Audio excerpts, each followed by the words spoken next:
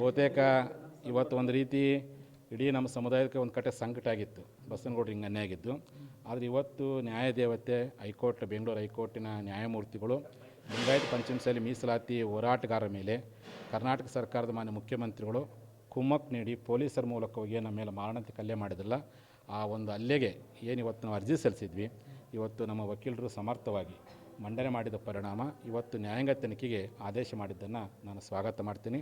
ಕೂಡಲೇ ಕರ್ನಾಟಕ ಸರ್ಕಾರ ಆ ಒಂದು ಆದೇಶದಂತೆ ಅನುಷ್ಠಾನಗೊಳಿಸುವಂತೆ ನ್ಯಾಯಾಧೀಶರ ನಿವೃತ್ತ ನ್ಯಾಯಾಧೀಶರ ಮೂಲಕವಾಗಿ ನ್ಯಾಯಾಂಗ ತನಿಖೆ ಮಾಡಲಿಕ್ಕೆ ಆದೇಶವನ್ನು ಅನುಷ್ಠಾನಗೊಳಿಸೋ ಪ್ರಯತ್ನ ಮಾಡಬೇಕು ಅಂತೇಳಿ ನಾನು ಕರ್ನಾಟಕ ಸರ್ಕಾರಕ್ಕೆ ಒತ್ತಾಯ ಮಾಡ್ತೀನಿ.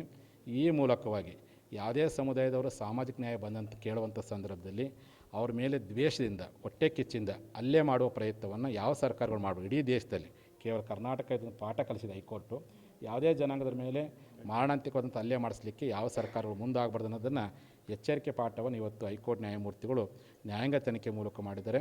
ಹಾಗಾಗಿ ನಮ್ಮ ಜನರ ಮೇಲೆ ಏನು ಮಾರಣಾಂತಿಕವಾಗಿ ಹಲ್ಲೆ, ಭಾಳ ದೊಡ್ಡ ಹಲ್ಲೆ, 12ನೇ ಶತಮಾನದ ನಂತರದಲ್ಲಿ ಲಿಂಗಾಯತ ಮೇಲೆ ಯಾವ ಸರ್ಕಾರಗಳು ಇಂಥ ದೊಡ್ಡ ದೌರ್ಜನ್ಯ ಮಾಡಿದ್ದಿಲ್ಲ. ಅಂಥ ಒಂದು ದೌರ್ಜನ್ಯ ಮಾಡಿದ್ದು ನಮ್ಮ ನೋವಾಗಿತ್ತು.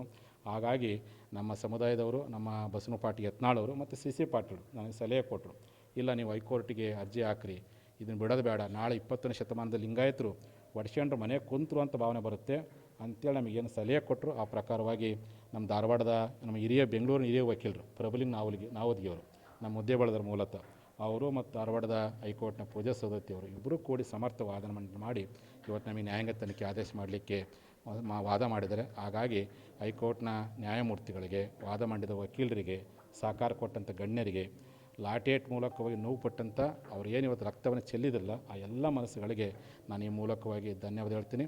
ಆದಷ್ಟು ಬೇಗ ಸರ್ಕಾರ ಅನುಷ್ಠಾನಗೊಳಿಸಬೇಕು ಅಂತ ಮತ್ತೊಮ್ಮೆ ನಾನು ಒತ್ತಾಯ ಮಾಡ್ತೀನಿ. ನಿಮ್ಮ ಡಿಮ್ಯಾಂಡ್ ಏನು?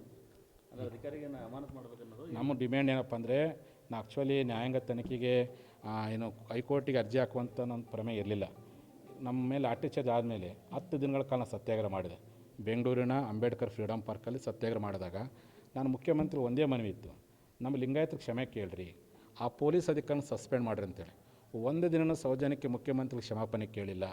ಅದನ್ನು ಬಿಟ್ಟು ಪಂಚಮಸಾಲಿ ಮೀಸಲಾತಿ ಹೋರಾಟ ಸಂವಿಧಾನ ವಿರೋಧಿ ಹೋರಾಟ ಅಂತೇಳಿ ನಮ್ಮ ಹೋರಾಟವನ್ನು ಹಂಗಿಸುವ ಪ್ರಯತ್ನವನ್ನು, ವ್ಯಂಗ್ಯ ಮಾಡೋ ಪ್ರಯತ್ನ, ಅದು ಅಧಿವೇಶನ ಮಾಡಿದ್ದು.